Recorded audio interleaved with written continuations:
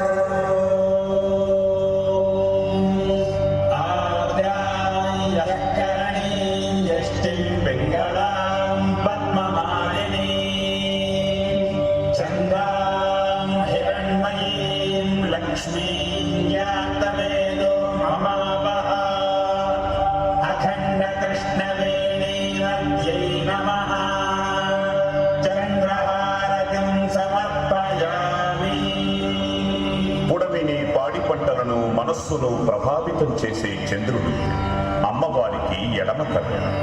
చంద్రహారతి దర్శనం వల్ల భక్తులకు పరోపకార బుద్ధి, ధార్మికమైన మనస్సు, దానగుణము వృద్ధి చెందుతాయి.